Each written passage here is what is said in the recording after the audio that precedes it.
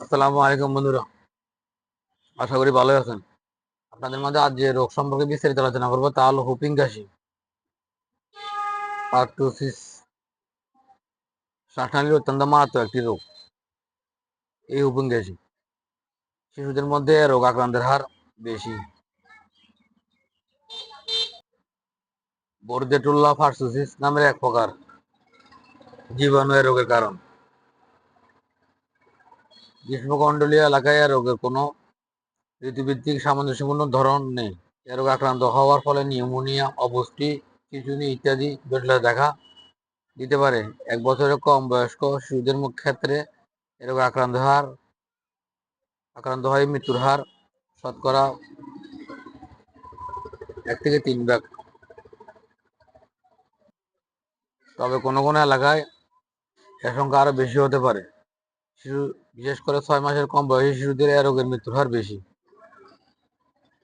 বয়স্কদের মধ্যেও এ রোগ অনেক সময় দেখা যায়। এ রোগ মহামারী আকারেও দেখা দিতে পারে। যেভাবে ছড়ায়, এ রোগটি যেভাবে ছড়ায়, প্রাথমিকভাবে আক্রান্ত ব্যক্তির বিশেষ করে আক্রান্ত ব্যক্তির প্রশ্বাসের সাথে শ্বাসনালী থেকে বের হয়ে জীবাণু মাধ্যমে অন্যদের মধ্যে ছড়িয়ে পড়তে পারে। আবার বলছি, যেভাবে ছড়ায়, প্রাথমিকভাবে আক্রান্ত ব্যক্তির প্রশ্বাসের সাথে শ্বাসনালী থেকে বের হয়ে আসা জীবাণুর মাধ্যমে অন্যদের মাধ্যমে রোগ ছড়িয়ে পড়তে পারে। সর্দিতে আক্রান্ত হওয়ার প্রথম দিকে এ রোগে আক্রান্ত হওয়ার আশঙ্কা বেশি থাকে। শরীরে প্রবেশ করার পর এ রোগের জীবাণু সাধারণত 7 দিন সুপ্ত অবস্থা থাকে, তবে এটা 6 থেকে 12 দিনও হতে পারে। এ রোগের 3টি স্টেজ রয়েছে। প্রথমটি হলো ক্যাটারাল স্টেজ। এটা 7 থেকে 14 দিন থাকে। রোগের সূচনা সামান্য শরীর গরম হয়ে সর্দি কাশি থাকে এবং চোখ থেকে পানি ঝরে। কাশির উদ্বেগ হলেও কাশি ও কফ ওঠে না। জ্বর কমে যায় এবং শ্লেষ্মা গাঢ় হয়ে থাকে, অর্থাৎ কফ গাঢ় হতে থাকে। দ্বিতীয় স্টেজটি হলো পারক্সিমাল স্টেজ। এটা হলো 2 থেকে 4 সপ্তাহের মতো থাকে। কাশির বেগ কমে আসে এবং শ্লেষ্মা বের হতে থাকে। কাশির প্রকোপ বারে কমে আসে এবং রোগ আরোগ্যের দিকে যেতে থাকে। এবং তৃতীয় স্টেজকে বলে কনভালসেন্ট স্টেজ। এটা হলো কাশি ক্রমান্বয়ে কষ্টকর হয়ে থাকে। কাশির তাড়নায় দম আটকে যাওয়ার উপক্রম হয়। কাশির হুপ হুপ শব্দ হয়, অনেক সময় হুপ হুপ শব্দ হয়ে থাকে। কাশির তাড়নায় মূত্র ও মল বেরিয়ে আসে এবং বমিও হয়। শরীর শক্ত হয়ে উঠে এবং ঘামতে থাকে। রাতে কাশির তাড়না বেশি হয়। কাশির প্রচন্ড তাড়নায় চোখ রক্তবর্ণ ও পেটের ভিতর ব্যথা হতে থাকে। এই ধরনের কাশি হলে অনেক সময় আমরা এটাকে হুপিং কাশি হিসেবে ধরে নিতে পারি। এ রোগের ফলে বিভিন্ন জটিলতা দেখা দিতে পারে। বিশেষ করে কাশির তাড়নায় চক্ষু, পানি ও গলা দিয়ে রক্ত আসতে পারে। মস্তিষ্ক রক্ত আসে, খিঁচুনি ও রক্তপাত রোগ হতে পারে এবং শ্বাস প্রশ্বাসের কষ্টের ফলে ফুসফুস ক্ষতিগ্রস্ত হয়। তো এ রোগে বিভিন্ন জটিলতা দেখা দিতে পারে। বিশেষ করে কাশির তাড়নায় চক্ষু, গলা দিয়ে রক্ত আসতে পারে, মস্তিষ্কে রক্ত জমে খিঁচুনি ও পক্ষাঘাত হতে পারে। শ্বাস প্রশ্বাসের কষ্টের ফলে ফুসফুস ক্ষতিগ্রস্ত হয় এবং হৃৎপিণ্ডের ডান পার্শ্বে বৃদ্ধি পেতে পারে। জিহ্বায় ব্যথা হয় ও দাঁতের ঘর্ষণের গিয়ে অন্য রোগের সৃষ্টি হতে পারে। বিশেষ করে এবং পেটের হার্নিয়া ও মলদ্বার বের হয়ে আসতে পারে ইত্যাদি জটিলতা দেখা দিতে পারে। প্রতিষেধক। এই রোগের প্রতিষেধক কি? মায়ের গর্ভ থেকে এ রোগের কোনো প্রতিষেধক নিয়ে শিশু জন্মগ্রহণ করে না। হুপিং কাশি একবার কাউকে আক্রমণ করলে এ রোগ তার আর দ্বিতীয়বার হয় না। কারণ এ রোগের আক্রমণের ফলে স্থায়ীভাবে ওই রোগের ব্যাগ প্রতিরোধ শরীরে গড়ে উঠে থাকে। হুপিং কাশির টিকা। পার্টুসিস ও হুপিং কাশির টিকা সাধারণত ডিপথেরিয়া, ধনুষ্টঙ্কার টিটেনাস টিকার সাথে দেওয়া হয়ে থাকে এবং এর জন্য 3টি টিকা একসাথে ডিবিটি নামে পরিচিত হয়ে থাকে। হাম ও পোলিও টিকার সাথে একই সাথে ডিবিটি আমি বলি টিকার সাথে ডিভিডি দিয়ে দেওয়া যায়, তবে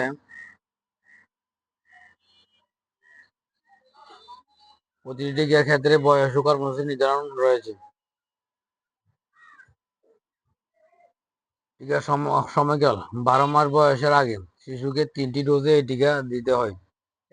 প্রথম ডোজটি 6 থেকে, বিশেষ করে প্রথম ডোজটি 6 সপ্তাহ বয়সের সময় দেওয়া সবচেয়ে ভালো। এক ডোজ থেকে অপর ডোজ দেওয়ার ব্যবধান হলো 4 সপ্তাহ।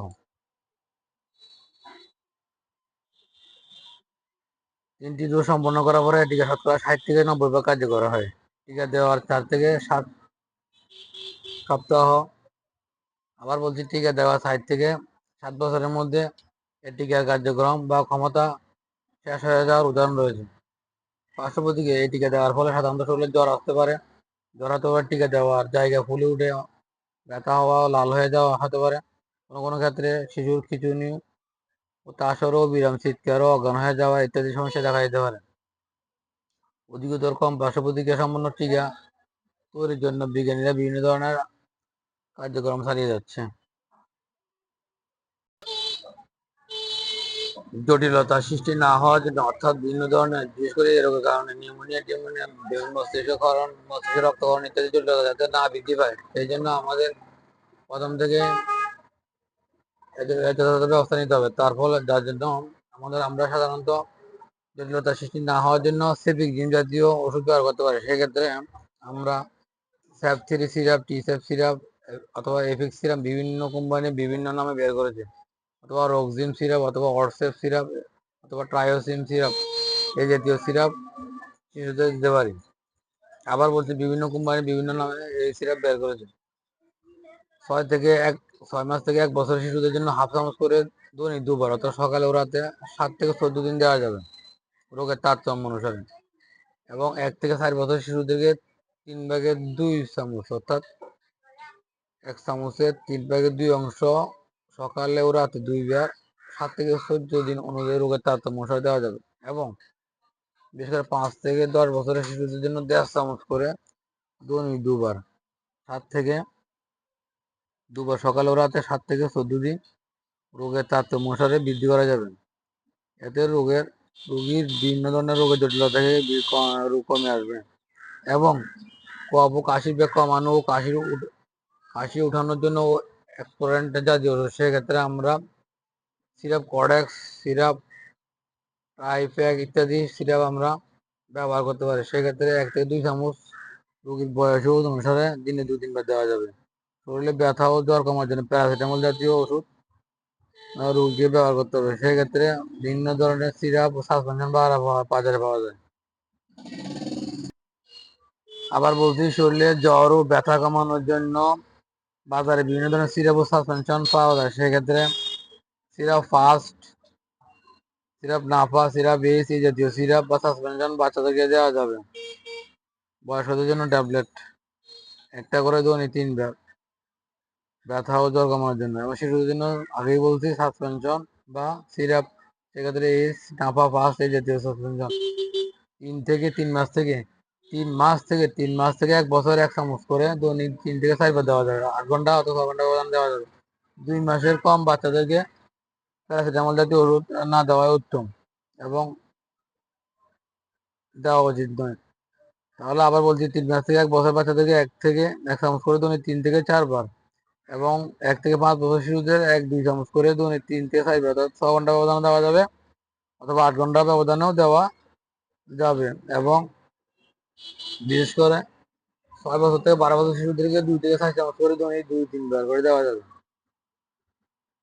এসিডি ও অল্ম ব্যথা থাকলে ফেমোডিন জাতীয় ওষুধ, বেশি গ্যাস্ট্রিকের সমস্যা থাকলে ফেমোডিন জাতীয় ওষুধ, সেক্ষেত্রে ফেমোট্যাক, ইয়ামেডিন এই জাতীয় ট্যাবলেট বিশেষ করে সকালে 1টি, রাতে 1টি করে 15 দিন খাওয়া যাবে।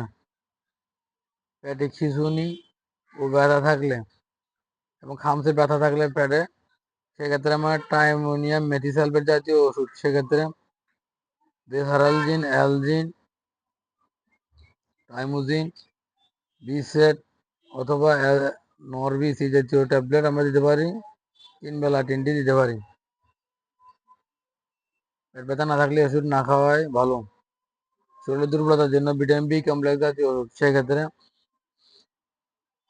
বড়দের জন্য ক্যাপসুল আকারে B50 ক্যাপসুল, সকালে একটি রাতে একটি, খাওয়ার পর অবশ্যই দিতে হবে। এবং শিশুদের জন্য শিশুদের জন্য সিরাপ, B50 সিরাপ, সেক্ষেত্রে সকালে 1 চামচ, রাতে 1 চামচ দিতে হবে।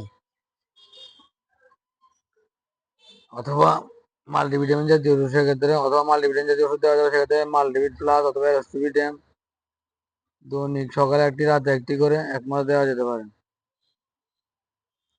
এবং রোগীকে বিভিন্ন ধরনের পরামর্শ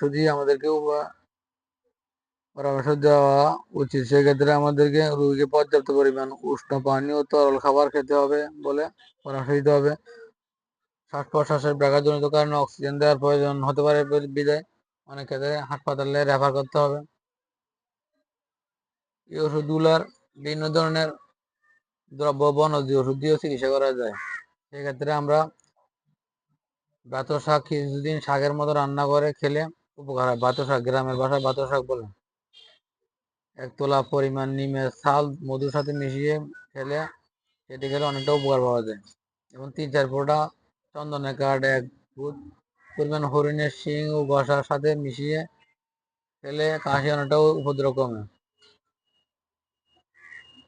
দ্রব্যগুণ ও বনৌষধির প্রতিকারও অনেক সময় অনেক কাজে লাগে। পথ্যস্বাস্থ্য চিকিৎসার ক্ষেত্রে আমরা স্বাভাবিক সব খাবার খাওয়া যাবে, তবে ঠান্ডা খাবার না খাওয়া উত্তম। শিশুদের টিকা দিলে রোগ হয় না। বেশি জটিলতা দিলে স্বাস্থ্যকর্মী জানাতে হবে। এবং বিশেষ করে রোগী বিভিন্ন জটিলতা মারাত্মক আকারে দেখা যায়, হাসপাতালে রেফার করতে হবে। আজ এ পর্যন্ত, আবারও ফিরে আসবো নতুন কোনো রোগ সম্পর্কে বিস্তারিত আলোচনা করার জন্য। ততক্ষণ সাথে থাকুন। ভিডিওটি ভালো লাগলে অবশ্যই লাইক, শেয়ার ও কমেন্টস করবেন। এবং বিশেষ করে আমার এই পেজটি ও প্রোফাইলটি আপনারা অবশ্যই ফলো দিয়ে সাথে থাকবেন। এবং ন্যূনতম উপকার আসলে অবশ্যই ভিডিওটি লাইক করবেন। এতক্ষণ ধরে এই ভিডিও দেখার জন্য অসংখ্য ধন্যবাদ। আসসালামু আলাইকুম, ভালো থাকবেন।